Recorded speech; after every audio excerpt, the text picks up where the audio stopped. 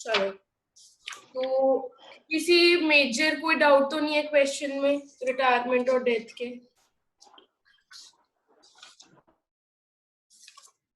बोलो। मैम अभी तो कर रहे हैं इसके। कर रहे हो? चलो, अगर कोई डाउट आएगा तो फिर पूछ लेना, ठीक है?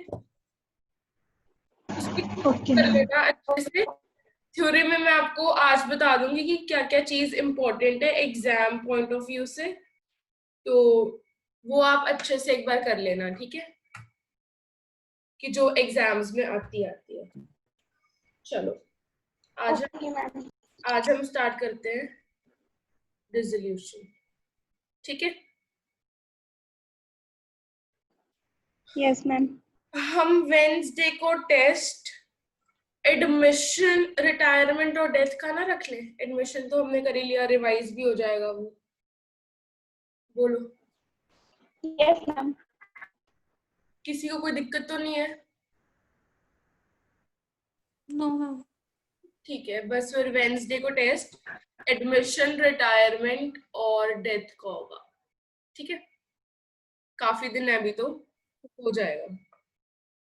चलो, डिसोल्यूशन। डिसोल्यूशन का मतलब खत्म करना, डिसॉल्व करना, ठीक है? किसी भी चीज को खत्म करना। अब जो ये डिसोल्यूशन है ना, ये दो तरीके से होती है, दो तरीके की होती है। एक तो आपकी होती है डिसोल्यूशन ऑफ पार्टनर, ठीक है? एक होती है डिसोल्यूशन ऑफ फर्म, ठीक है? अब डिसोल्यूशन ऑफ पार्टनर और डिसोल्यूशन ऑफ फर्म, ये बहुत ही ज्यादा इंपॉर्टेंट थ्योरी पॉइंट है। ये मोस्टली पेपर में आता ही आता है, ठीक है? इसको ध्यान से सुन लो और अपने वीडियोस ऑन करो तुम लोग। हर बार ना मेरे को बोलना पड़ता है तुम लोगों को कि अपनी वीडियोस ऑन कर लो, तुम्हें पता नहीं है क्या ऑन करनी होती है, ठीक है? तो ये है डिसोल्यूशन ऑफ पार्टनर और dissolution of firm. Dissolution of partner का मतलब क्या हुआ? डिसोल्यूशन ऑफ पार्टनर का मतलब हुआ कि जो आपस में दो या तीन पार्टनर थे, या तो उन्होंने अपनी प्रॉफिट शेयरिंग रेशियो चेंज कर ली, है ना, या उन्होंने अपनी कोई पार्टनरशिप डीड में चेंज कर लिया, जिसके कारण उनको दोबारा से पार्टनरशिप डीड बनानी पड़ी, ठीक है? या फिर दोबारा से, जैसे मानो किसी पार्टनर की डेथ हो जाती है ना, डेथ होने पे भी फर्म तो हमारी कंटिन्यू करती है ना? तो जब डेथ हो जाती है, तो जिस पार्टनर की डेथ हो जाती है उसका जो शेयर होता है वो ओल्ड पार्टनर्स ले लेते हैं ना, वो ओल्ड पार्टनर्स ले लेते हैं। तो जो वो शेयर वो ओल्ड पार्टनर्स ले लेते हैं, उससे जो पुराने पार्टनर्स है वो गेन करते हैं ना, तो उनकी जो प्रॉफिट शेयरिंग रेशियो है वो आपस में चेंज हो जाती है रिमेनिंग पार्टनर्स की।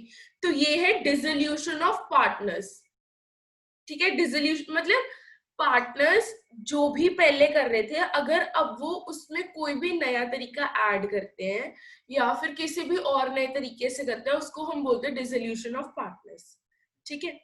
एक होता है डिसोल्यूशन ऑफ फर्म, मतलब बिजनेस ही खत्म कर देना। जो आप पूरा धंधा कर रहे थे उसको बदलना नहीं, खत्म ही कर देना।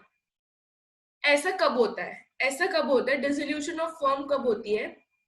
जब या तो अगर आपकी पार्टनरशिप एट विल है। आपको पता है टाइप्स ऑफ पार्टनरशिप्स, पता है आपको? चलो मैं बताती हूँ।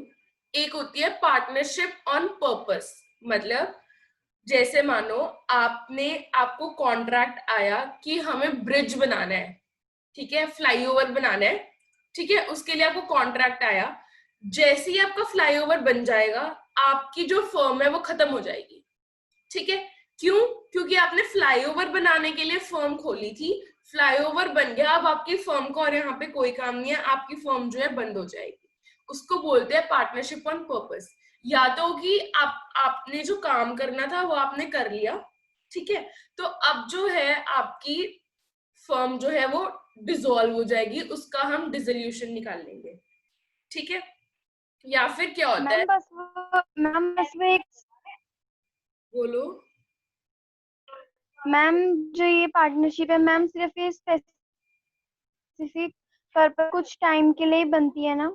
हाँ हाँ, ठीक है। या फिर मानो आपने जब अपनी फर्म खोली, आपने कहा कि हम इसमें सिर्फ 10 साल ही काम करेंगे, ठीक है, तो 10 साल के बाद ऑटोमेटिकली आपको ये फर्म डिसॉल्व करनी पड़ेगी, ठीक है। या फिर 3 पार्टनर्स थे, तीनों के तीनों पार्टनर्स ने कहा कि हमें काम बंद करना है, ठीक है, तो आपको फर्म की डिसोल्यूशन करनी पड़ेगी।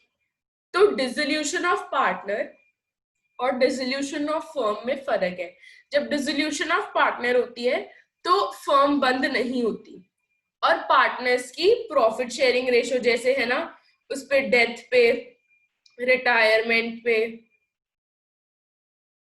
एडमिशन पे, इन सब पे क्या होती है, डिसोल्यूशन ऑफ पार्टनर, पार्टनरशिप लगा लो चलो, डिसोल्यूशन ऑफ पार्टनरशिप। ऐसा क्यों होता है? क्योंकि एडमिशन पे देखो नया पार्टनर आता है, पुराने पार्टनर सैक्रिफाइस करते हैं, उनकी प्रॉफिट शेयरिंग रेशियो चेंज होती है, डेथ में भी प्रॉफिट शेयरिंग रेशियो चेंज होती है, रिटायरमेंट में भी प्रॉफिट शेयरिंग रेशियो चेंज होती है। सिर्फ प्रॉफिट शेयरिंग रेशियो नहीं, अगर कोई भी और चीज भी चेंज होती है तो उसको भी हम डिसोल्यूशन ऑफ पार्टनरशिप कहेंगे, अगर उसके कारण हमारी फर्म बंद नहीं होती। अगर हमारी फर्म ही बंद होगी, अगर हमारा धंधा ही बंद हो गया, तो उसको हम बोलते हैं डिसोल्यूशन ऑफ फर्म। ठीक है, समझ में आ गया सबको? Yes ma'am. ठीक है। अब जैसे यहाँ पे लिखा है कि डिसोल्यूशन ऑफ पार्टनरशिप कब कब होती है, जब कोई एक पार्टनर इंसॉल्वेंट हो जाए। इंसॉल्वेंट का मतलब क्या होता है, कोई बताएगा? इंसॉल्वेंट का मतलब क्या होता है?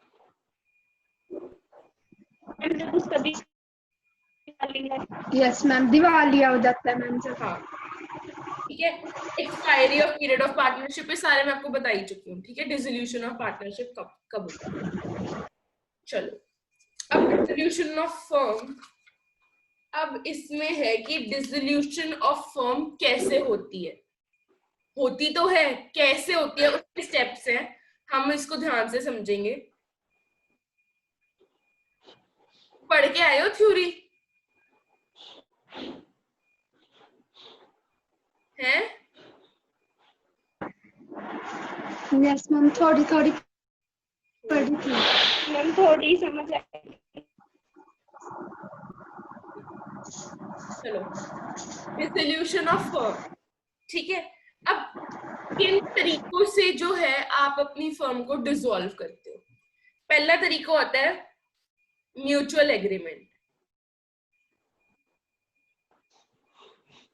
म्यूचुअल एग्रीमेंट, म्यूचुअल एग्रीमेंट में क्या होता है कि जब सारे पार्टनर्स, मानो 3 पार्टनर्स हैं, तीनों के तीनों पार्टनर्स कहते हैं कि हमें अपनी फर्म खत्म करनी है, हमें अपना काम खत्म करना है, तो उन तीनों ने मिलके डिसाइड किया कि हम अपनी फर्म खत्म कर रहे हैं, तो मतलब उन्होंने आपस में एक म्यूचुअल एग्रीमेंट किया कि हम जो है अपनी फर्म को खत्म कर रहे हैं, ठीक है जी। ये होता है म्यूचुअल एग्रीमेंट। अब यहाँ पे इसका सेक्शन याद कर लेना, इसका सेक्शन होता है 40 लॉ में। लॉ में पार्टनरशिप एक्ट होता है ना, उसका उसके सेक्शंस होते हैं। जो ये सीए करेंगे ना खुशी, रट लेना ये सेक्शंस, ये बस सीए में सेक्शंस ही सेक्शंस रटने हैं, ठीक है। तो म्यूचुअल एग्रीमेंट का होता है सेक्शन 40, पार्टनरशिप एक्ट के अंदर सेक्शन 40, ठीक है। तो उसके अंदर लिखा है कि अगर तीनों पार्टनर्स आपस में डिसाइड करते हैं कि हमें अपनी फर्म डिसॉल्व करनी है, तो उनकी फर्म डिसॉल्व हो जाएगी, ठीक है। जैसे यहाँ पे लिखा है may be dissolve when all the partners agree for its dissolution. तो पार्टनरशिप में हम पहले भी एक एग्रीमेंट बनाते हैं, तो वो एग्रीमेंट जो है खत्म हो जाएगा, हमारी फर्म जो है डिसॉल्व हो जाएगी, ठीक है। अगला है compulsory dissolution. Compulsory dissolution,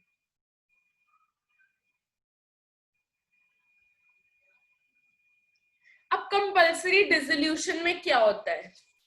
compulsory dissolution में क्या होता है?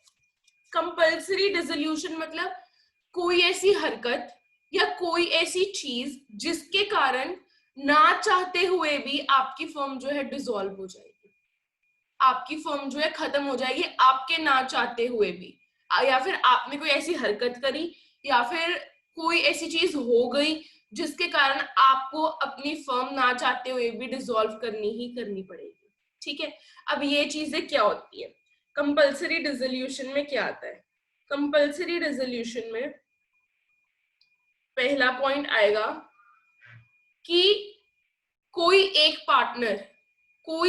पार्टनर अगर इंसॉल्वेंट हो जाए,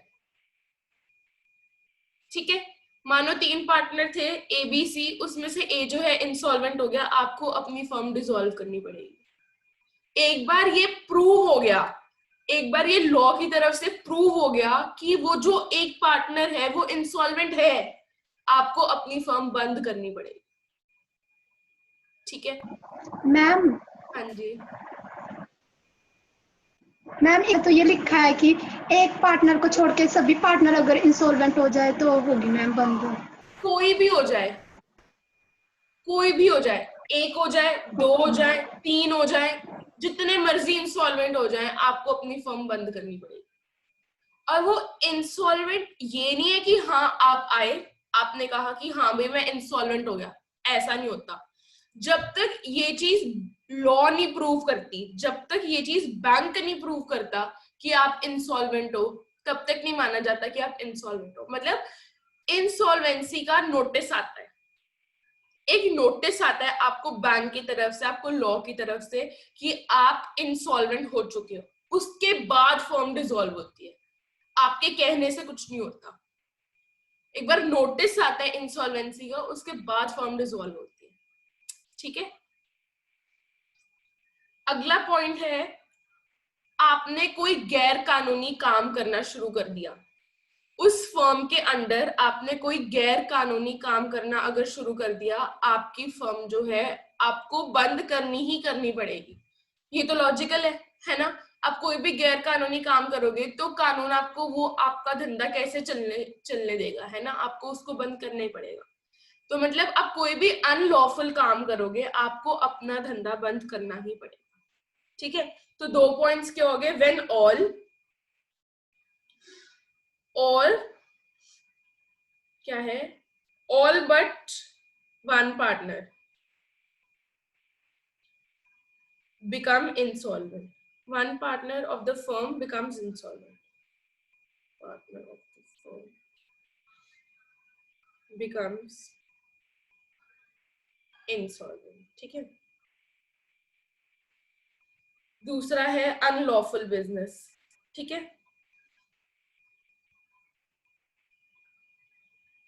अनलॉफुल बिजनेस। ठीक है, तीसरी बात है हमारे पास यहाँ पे, कोई ऐसा इवेंट हो गया। अब देखो इस इवेंट में क्या लिखा है, on the insolvency of a partner. खुशी देखो, ठीक है, कोई भी एक पार्टनर या फिर सारे पार्टनर या फिर एक पार्टनर को छोड़ के बाकी पार्टनर्स इंसॉल्वेंट हो जाए, आपकी फर्म डिसॉल्व होगी। कहने का मतलब कोई भी इंसॉल्वेंट हो जाए, एक इंसॉल्वेंट हो जाए, 2 हो जाए, सारे हो जाए, आपको अपनी फर्म डिसॉल्व करनी ही करनी पड़ेगी। देखिए यहाँ पे लिखे है on the insolvency of a partner. ठीक है, आपकी फर्म डिसॉल्व होगी ही होगी। ठीक है, अच्छा, अगला है on the fulfilment of the object for which the firm was formed. जैसे मैंने आपको कहा, फुलफिलमेंट ऑफ ऑब्जेक्ट मतलब आपने ब्रिज बनाना था, आपने ब्रिज बनाना था, आपने फ्लाईओवर बनाना था, आपने फ्लाईओवर बना दिया, आपका काम खत्म, फर्म को करो डिसॉल्व। ठीक है, तीसरी बात, on the expiry of the period for which the firm was formed. जैसे मैंने कहा था कि मानो आपने 10 साल के लिए काम करना था, 10 साल आपके पूरे हो गए, 10 साल के बाद फर्म को करो डिसॉल्व। ठीक है, किसी को कोई doubt? No ma'am. No ma'am. अच्छा, अब क्या होता है, जब आपकी पार्टनरशिप की जो ड्यूरेशन है वो फिक्स्ड नहीं होती। मानो आपने फर्म खोली, आपने उसमें ये नहीं बताया कि आप कितने साल तक काम करोगे। ठीक है, तो उस केस में आपको नोटिस देना होता है, उस केस में आपको नोटिस देना होता है। देखो यहाँ पे क्या लिखे हैं, when the duration of the partnership firm is not fixed and it is at will. Obviously जब आपका पर्पस फिक्स नहीं है या फिर जब आपका टाइम फिक्स नहीं है तो क्या होगी, पार्टनरशिप एट विल, वरना क्या होती है, पार्टनरशिप एट पर्पस। जब आपका टाइम फिक्स्ड होता है, जब आपका किस काम के लिए खोली आपने वो फिक्स्ड होता है, वो होता है पार्टनरशिप एट पर्पस। ये होगी पार्टनरशिप एट विल। वो कह रहे हैं कि जब आपकी पार्टनरशिप एट विल होती है तो आपको एक नोटिस देना पड़ता है पब्लिक को कि हम अपनी फर्म डिसॉल्व कर रहे हैं, ठीक है। अब जहां तो आपका पर्पस है कि हमने भाई फ्लाईओवर बनाना था, हमारा बन गया, तो वो तो खुद ही खत्म हो जाएगी।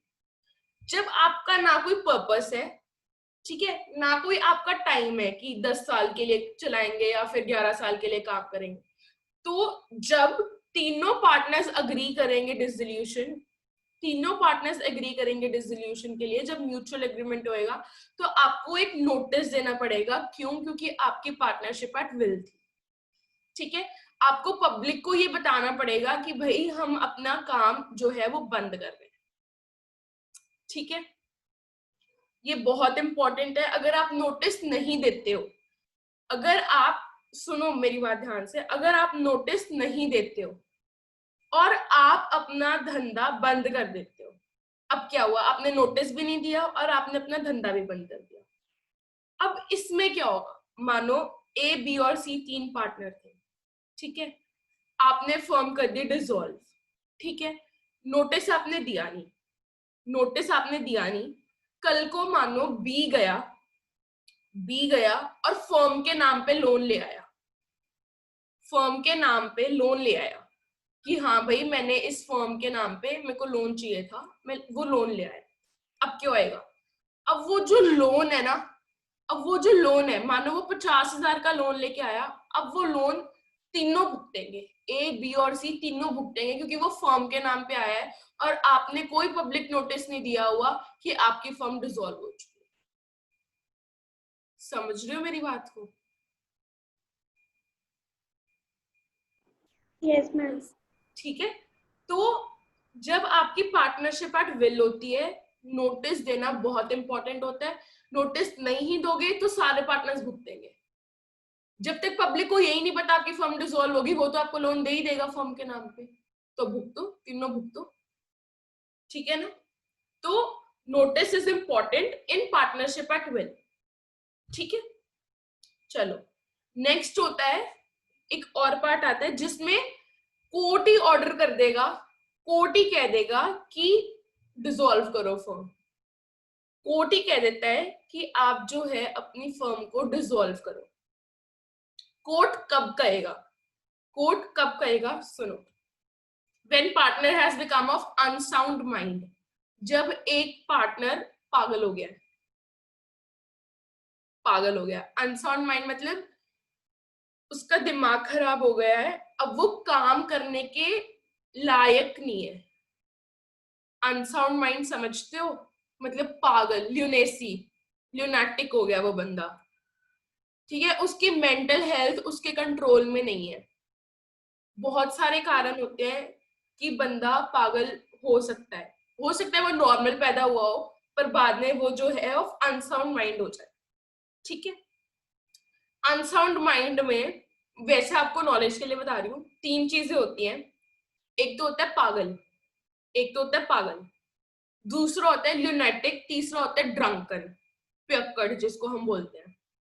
ल्यूनेटिक क्या होता है? ल्यूनेटिक होता है एक वो बंदा जो बहुत देर तक तो अपने सेंसेस में है, बहुत देर तक तो होश में है, ठीक है, पर बीच बीच में से उसका दिमाग काम करना बंद कर देता है और वो मतलब कुछ हरकतें करने लग जाता है, उसको आप बोलते हो ल्यूनेटिक। और ड्रंकन तो आपको पता ही है, पियक्कड़ जिसको हम बोलते हैं, जो बहुत ज्यादा शराब पीता हो, उसको हम बोलते हैं ड्रंकन। तो ये सारे होते हैं ऑफ अनसाउंड माइंड, ठीक है। चलो दूसरा यहाँ लिखे है, when a partner other than the partner filing a suit has become permanently incapable of performing his duties as a partner। क्या मतलब? क्या मतलब इसका? उन्होंने कहा जब एक पार्टनर, मानो 3 पार्टनर्स थे, ठीक है, बी ने केस कोर्ट में डाला, बी ने केस फाइल किया कि जो ए है ना, जो ए है वो अपना काम ढंग से नहीं कर पा रहा, इनकेपेबल हो गया, तो कोर्ट क्या बोलेगा? अब कोर्ट ये तो कह नहीं सकता कि ए को निकाल दो, ऐसा कोर्ट कभी भी नहीं बोलेगा। कोर्ट क्या बोलेगा? कोर्ट बोलेगा अपनी फर्म को करो डिसॉल्व, अपनी फर्म को करो डिसॉल्व, और बी और सी तुम अगर चाहते हो काम करना तो अपनी एक नई फर्म खोल लेना, अपनी एक नई फर्म खोल लेना। कोर्ट कभी भी ऐसे नहीं बोलेगा कि ए को निकाल दो फर्म से, कोर्ट ऐसे डिसीजंस कभी भी नहीं लेता, ठीक है। कोर्ट बोलेगा डिसॉल्व कर दो फर्म को, ठीक है। अगला है व्हेन अ पार्टनर, ये तो हो गया ना, is guilty of misconduct that may harm the partnership। अब मानो ए बी और सी में आपस में झगड़ा हो गया, बी ने कोई ऐसी हरकत कर दी जिससे फर्म की रेप्यूटेशन जो है, जो फर्म की गुडविल है, उसको खतरा हो सकता है, उसको खतरा हो के सकता है, ठीक है। मानो बी ने जाके बाहर कोई ऐसी गलत बात बोल दी जिसके कारण जो है आपकी फर्म की गुडविल कम हो जाए, या फिर बी ने कोई ऐसी हरकत कर दी, बी ने किसी का कत्ल कर दिया, सिंपल, बी ने कत्ल कर दिया किसी का। अब बोलो, अब आपकी फर्म की गुडविल तो होएगी ना खत्म। तो कोई ऐसी हरकत कर दी जिसके कारण जो है आपकी फर्म की रेप्यूटेशन जो है वो खराब हो रही है, कोर्ट बोलेगा काम ही खत्म करो, तुम आपस में लड़ते रहोगे, तुम ये फर्म को डिसॉल्व करो, ठीक है।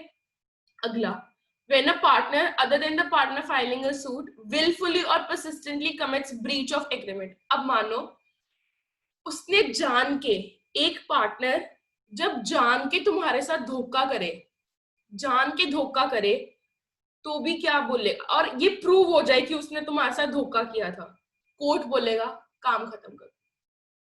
अब वो धोखा क्या हो सकता है? मानो मैं और आप, ठीक है, मैं और आप मेरे को कोई सामान बेच रहे हो, मानो आप मेरे को चूरन बेचते हो, ठीक है, आप मेरे को चूरन बेचते हो, मैं आपके पास गई कि खुशी मेरे को ऐसे ऐसे 1 लाख रुपए का चूरन चाहिए बेचने के लिए, ठीक है।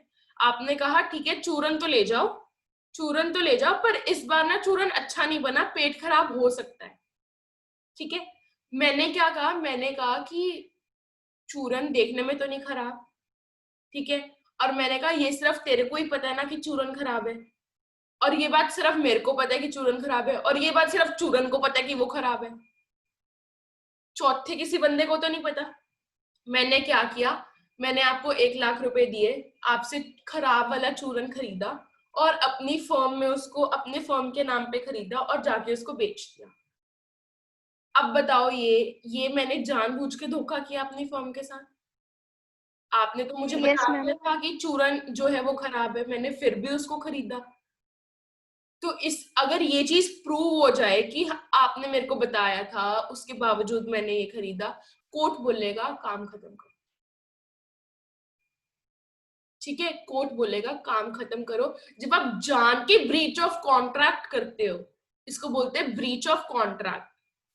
ब्रीच मतलब धोखा, कॉन्ट्रैक्ट मतलब हमारा एग्रीमेंट, ठीक है। जब आप जान के ये एग्रीमेंट में जो है धोखा करते हो, उसके कारण जो है आपकी फर्म जो है वो डिसॉल्व हो जाती है, ठीक है। आगे लिखा है when a partner other than the partner filing a suit has transferred the whole of his interest in the firm to a third party, इसको बोलते हैं सब पार्टनर। अब इसमें क्या होता है? मानो ए बी और सी पार्टनर थे, ठीक है, प्रॉफिट्स हुए और ए बी और सी को उनके प्रॉफिट शेयरिंग रेशियो में जो है उनके प्रॉफिट्स मिल गए, ठीक है। बी ने फर्म को बिना बताए एक सब पार्टनर, मतलब सब पार्टनर का मतलब क्या होता है कि जितने भी बी को प्रॉफिट हुए ना, वो सारे के सारे प्रॉफिट्स जो है वो किसी और बंदा कोई एक और बंदा ई को दे रहा है। सिंपल मानो खुशी, नैन्सी और मैं, ठीक है, हम तीनों एक पार्टनरशिप में हैं, ठीक है। हमें प्रॉफिट्स हुए, मानो मेरे को हुए 40,000, खुशी को हुए 50,000, नैन्सी को हुए 60,000, ठीक है। ये हमें अपने अपने प्रॉफिट्स मिल गए। मैंने क्या किया? मैंने अपने भाई को अपने 40 के 40,000 रुपए दे दिए, ठीक है। और मैं ये हर बार करती हूँ, मतलब मुझे जब भी पैसे मिलते हैं मैं अपने भाई को दे देती हूँ, सारे के सारे। मतलब मेरा भाई मेरा क्या हो गया, सब पार्टनर हो गया, ठीक है। मैंने उसको अपना सब पार्टनर रखा, मैं उसको अपने सारे प्रॉफिट्स दे देती हूँ। उससे आपको तो ना तो कोई आपके प्रॉफिट कम हुए, ना आपका कोई लॉस कम हुआ, ठीक है। जो मेरा बनता था मैंने बस अपने भाई को दे दिया। अब इसमें क्या होता है, ये इस केस में कोर्ट क्यों कहता है कि आप जो है वो फर्म को बंद करो। देखो, जब मुझे पता ही होगा कि मैंने जो अपना 40,000 है वो अपने भाई को देना ही है, जब मुझे पता ही है कि मैंने अपना 40,000 अपने भाई को देना है, मैं ढंग से काम ही क्यों करूंगी? क्योंकि मुझे पता है कि जो मैं कमाऊंगी वो मैंने अपने भाई को ही देना है, मैं ढंग से काम ही नहीं करूंगी, क्योंकि मेरे को तो ना कोई प्रॉफिट होएगा काम करने पे, ना कोई लॉस होगा, जो बनता होगा मैं अपने भाई को दे दूंगी, है ना। तो मैं काम क्यों करूंगी? उस केस में कोर्ट बोलता है काम खत्म करो, काम ही ना करो, धंधा ही मत चलाओ, फर्म ही डिसॉल्व कर दो, ठीक है।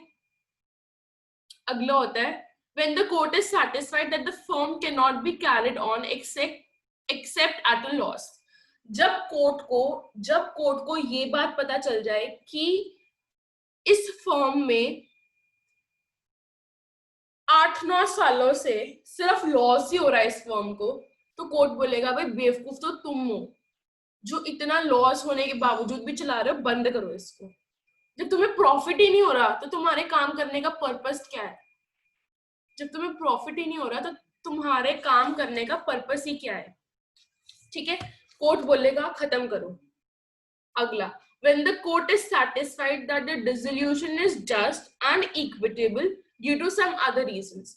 इसका मतलब जब कोर्ट को ऐसा लगने लग जाए कि इस फर्म को बंद करने में ही देश की भलाई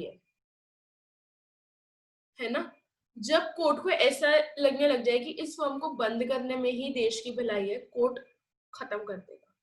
और कोर्ट के पास और बहुत रीजंस होते हैं, है ना, जिससे वो आपको ये कह सकता है कि आप अपनी फर्म डिसॉल्व कर दो। बेसिकली मेन यही होते हैं, मेन ये 6 ही होते हैं जो मैंने आपको समझाए हैं आज। पर अगर उसके पास कोई और रीजन है तो कोर्ट है, लॉ है, कुछ भी कर सकता है, ठीक है। ये याद कर लेना सारे, ठीक है। छोटी छोटी सी बातें और ये आ जाएंगी। अब जैसे मैंने आपको कहा था डिसोल्यूशन ऑफ पार्टनरशिप और डिसोल्यूशन ऑफ फर्म, जो हमने ये करा है डिफरेंस, जो मैंने आपको समझाया है, ये इंपॉर्टेंट है। इसके डिफरेंसेस आपकी बुक्स में दिए होंगे, उस पर लिख लो इंपॉर्टेंट, उस पर लिख लो इंपॉर्टेंट। और क्योंकि इसमें आपको ऐसे नहीं आएगा कि आपको बोलेगा जैसे कि differentiate between dissolution of partnership and dissolution of firm, आपको ये क्वेश्चन नहीं आएगा। आपको क्वेश्चन क्या आएगा? आपको क्वेश्चन आएगा, आपको बेसिस दिए होते हैं ना बुक में, बेसिस ऑफ डिस्टिंक्शन, है ना, जैसे कि मीनिंग होता है, फिर कंटिन्यूएशन ऑफ द बिजनेस होता है, इकोनॉमिक, है ना। Yes ma'am. आपको कोई एक बेस दे देगा और बोलेगा कि इस बेस पे इसको डिफरेंशिएट करो, तो आपको क्या करना है? आपको सिर्फ डिफरेंसेस याद नहीं करने, आपको डिफरेंसेस अलोंग विद बेसिस याद करने, ठीक है। क्योंकि वो हमेशा 1 नंबर का क्वेश्चन आता है थ्योरी का आपका, वो ऐसे पूरा तो दे नहीं सकता कि 5 नंबर के डिफरेंसेस लिख दो, ऐसा नहीं आएगा। वो कोई भी एक बेसिस उठाएगा और उस बेसिस पे आपको बोल देगा कि डिफरेंशिएट करो, ठीक है। तो आपको उस बात का ध्यान रखना है। अब हम आते हैं हमारे प्रैक्टिकल पार्ट पे। हमारा प्रैक्टिकल पार्ट है, वैसे नहीं, अभी काफी थ्योरी है। Settlement of accounts in dissolution.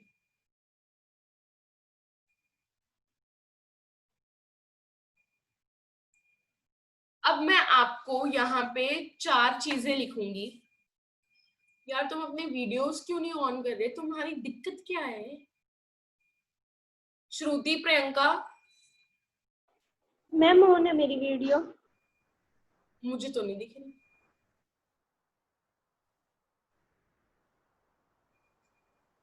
चलो, सेटलमेंट ऑफ अकाउंट्स। अब मैं आपको 4 चीजें लिख के देती हूँ, आप मुझे बताओ कि जब आप अपना धंधा बंद करोगे आप सबसे पहले क्या करोगे, ठीक है?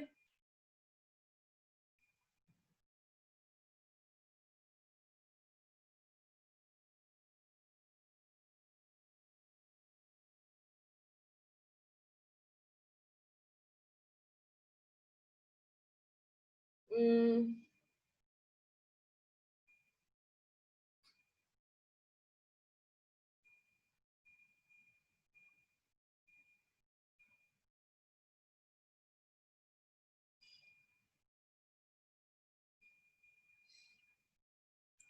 आपने अपना काम बंद किया, ठीक है? आप मेरे को बताओ, आप सबसे पहले क्या चीज को पे करोगे? जो हमारी लाइबिलिटी होंगी वो सारी हम पे कर देंगे, और जो हमारे दो जितने तीन- आउटसाइड लाइबिलिटीज पे करेंगे। पहले हम आउटसाइड लायबिलिटी पे मैम करते हैं। बोलो। जो हमारे एसेट्स होंगे उन्हें भी हम बेच देंगे।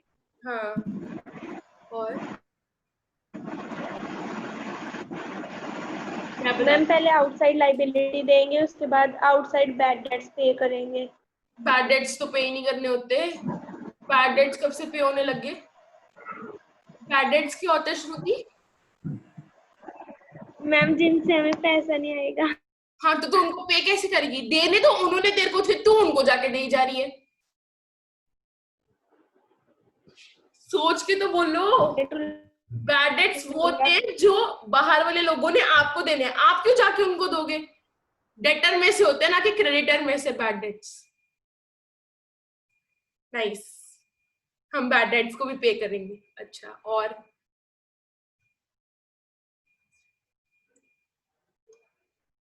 मैं बताती हूँ क्या होता है। जो आपकी एसेट्स होती है, जब आप फर्म डिसॉल्व करते हो, जो आपकी एसेट्स होती हैं आप उनको जो है बेच देते हो। उससे जो पैसा आता है, आपकी एसेट्स को बेचने से जो आपके पास पैसा आता है, सबसे पहले आप जो बाहर वाले लोगों का पैसा देना होता है आप वो दोगे। दूसरे पे, अगर किसी पार्टनर ने फर्म को लोन दिया है, देखा है ना आपने बैलेंस शीट में देखा होगा ना कि एबीसी आर पार्टनर और क्रेडिट साइड में ए लोन आता है, मतलब ए ने आपको लोन दिया, यस मैम। ठीक है? आप अगर किसी की पहली बात आउटसाइड लायबिलिटीज, दूसरी बात अगर किसी पार्टनर ने आपको फर्म को आपकी फर्म को लोन दिया है, ठीक है? तीसरी बात पार्टनर्स की कैपिटल्स जितनी उन्होंने लगाई थी, अगर वो वापस कर सकते हो तो आप वो करोगे। और वो सब करने के बाद अगर आपके पास कोई प्रॉफिट या कोई लॉस हुआ, देखो या तो प्रॉफिट होगा या तो लॉस होएगा, है ना? वो आप जो है अपनी प्रॉफिट शेयरिंग रेशियो में बांटोगे। 4 स्टेप्स याद रखने हैं। आउटसाइड लायबिलिटी, फिर लोन जो पार्टनर ने दिया है, फिर पार्टनर की कैपिटल, और फिर जो प्रॉफिट या लॉस होंगे वो प्रॉफिट शेयरिंग रेशियो में। इसी सीक्वेंस में जो है हम जो है अपना मतलब कर्ज का भुगतान वगैरह हम करते हैं, ठीक है? इसमें बैड डेट्स कहीं नहीं आते कि हमने बैड डेट्स भी देने हैं, ठीक है? चलो आगे। अब payment of firms debt and private debt. Firm की डेट और प्राइवेट डेट ये वही हो गया। फर्म की डेट मतलब जो फर्म ने बाहर वालों को पैसे देने हैं, आपके क्रेडिटर्स। आपकी आउटसाइड लायबिलिटी वो है फर्म की डेट जो फर्म ने देनी है, ठीक है? प्राइवेट डेट, प्राइवेट डेट क्या होती है? अगर किसी पार्टनर ने किसी बाहरले बंदे को पैसे देना है, उसको बोलते हैं, मतलब उसका फर्म से कोई नाता नहीं है, उसने खुद अपने चाहे घर के लिए पैसा लिया हो किसी पार्टनर ने या कुछ लिया हो, वो खुद देगा, तो वो उसका खुद का ही डेट है ना, तो वो हो गया उसका पर्सनल डेट, ठीक है? चलो अब यहाँ पे फिर से देखो, आपकी बुक में है differences between firms debt and private debt. Yes ma'am. है ना? यहाँ पे है differences between firms debt and private debt, ये भी इंपॉर्टेंट है। देखो डिसोल्यूशन के चैप्टर में ना एक एक वर्ड इंपॉर्टेंट है, एक एक वर्ड, कुछ नहीं छोड़ना। सबसे ज्यादा थ्योरी जो है ना वो डिसोल्यूशन में से ही आनी है तुमको। और डिसोल्यूशन में से क्वेश्चन पक्का आता है, ठीक है। चलो अब हम देखते हैं कि डिसोल्यूशन जब हम करेंगे तो हमने कौन कौन से अकाउंट्स बनाने हैं।